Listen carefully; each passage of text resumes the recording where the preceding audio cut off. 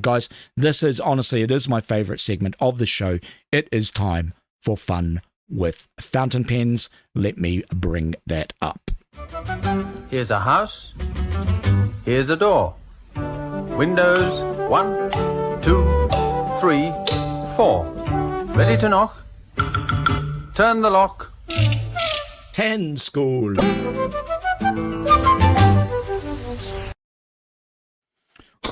Okay, still loving my segment. I hope you guys are loving my fun with fountain pens intro, because I absolutely love it. All right, the pen that I have for you today is another Chinese pen. This is called a Wing Sung 3013.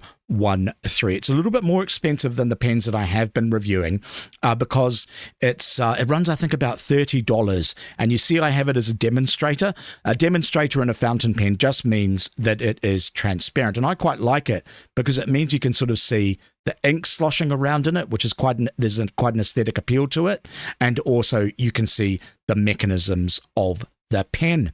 I'd never tried one of these Wing Suns before, but I'd had them recommended to me, and I have to say, I absolutely adore this pen. It is just absolutely wonderful. Now, what I hope you can notice looking at it right here is you can see that it's a little bit flared in the middle of the body, and I'll get to that in a moment.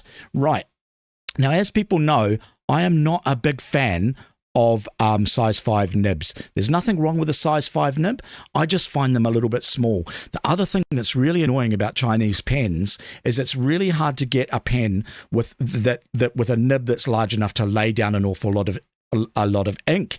I prefer at a minimum to run a medium size nib. I often write in a broad. I even have a couple of pens that are triple broad. I like to lay down some ink because I like to appreciate the ink. Most Chinese pens come in extra fine, extra fine, or fine, and if you're lucky, a medium. This one is a fine. A fine is too fine for me. It just does not suit my handwriting. The other thing is, I'm not very much of a fan of metal grips. This thing here, you see the metal part, this is called the section of the pen. It's the part where your fingers hold it. However, on this one, it's actually not too bad because where I naturally sort of grip it is around where the threads are for the cap, and it's actually not too bad because what happens is if you're holding a pen for a really long time, it can get a little bit slippery just from the moisture on your hands. Now, one of the other features that I really liked about this pen is that it actually has, even though like the best feeds, the feed is the bit underneath the nib, which regulates how much ink flows through to the nib. On very good pens, it is made of a material called ebonite, galvanized rubber.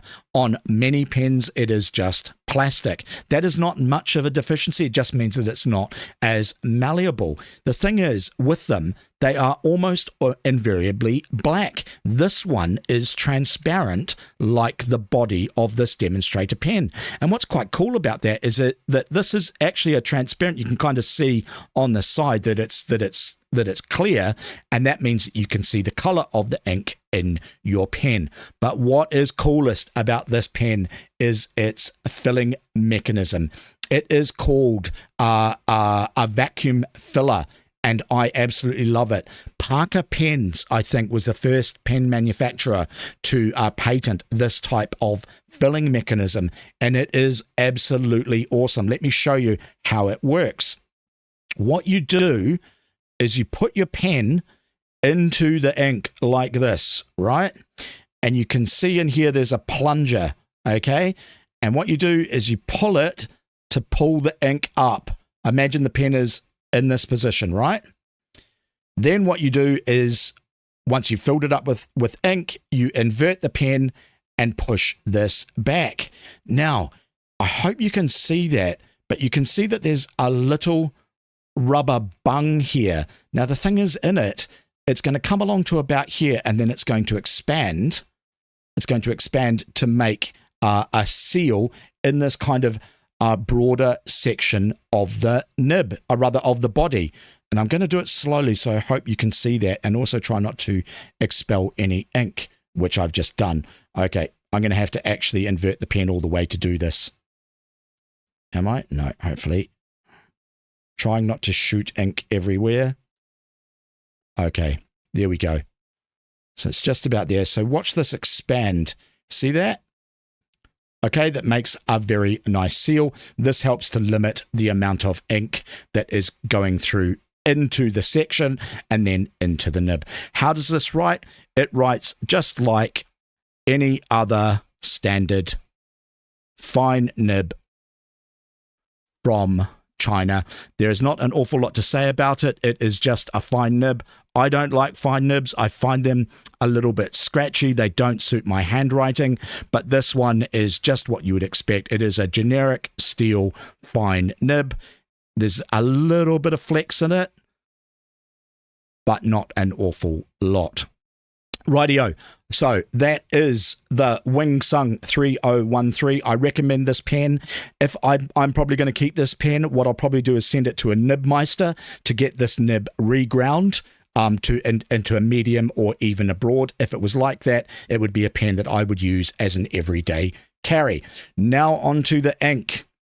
Oh, there's one other thing I have to say about this pen, another deficiency, and that is that the threads are metal on plastic. You can see here that it's got metal threads on the cap, but they are plastic threads on the section. Metal on plastic is not my preference. It should be plastic on plastic or metal on metal. Mixing them, it often feels like the pen is sort of a little bit cross-threaded when you cap it. Okay, now onto the ink. This is a special edition Montblanc from about 10 years ago. I found this at a Montblanc boutique. They did not know what they were in possession of. It was at the back of the shelf of ink, and I said, "Ooh, what's that?" And they said, "Oh, it's this old bottle of ink." I said, "Oh, yeah, I'll buy that." And I think I got it for about $35. It's worth 10 times that. They sold it for me for retail, not knowing the aftermarket price of this, a Montblanc Permanent Grey ink. Okay, most fountain pen inks are water soluble, okay? But there's a special type of ink that uses an ancient recipe that was rekindled in the medieval times called iron gall ink. Iron gall inks are permanent. It used to be the law that you could not sign a document with a water-soluble ink because it would be too easy to forge. All a forger would need to do was to actually run the piece of paper under some water, let the paper dry, and then that they could replicate a signature. That is not possible with an iron gall ink. Iron gall inks are traditionally made from a combination. It's a recipe that includes ferrous material and the protuberances on oak trees. That was true for Montblanc inks up until about 15 years ago, where they moved to synthetics. This is one of the new brand of synthetic inks that does not include oak trees and ferrous material. It is a grey, and boy oh boy, it's grey. If you look at it in the pen, it looks like it's just black.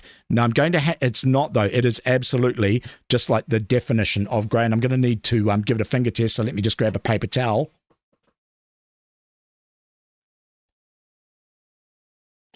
So I'm going to give you a smear test so you can see the colour of this.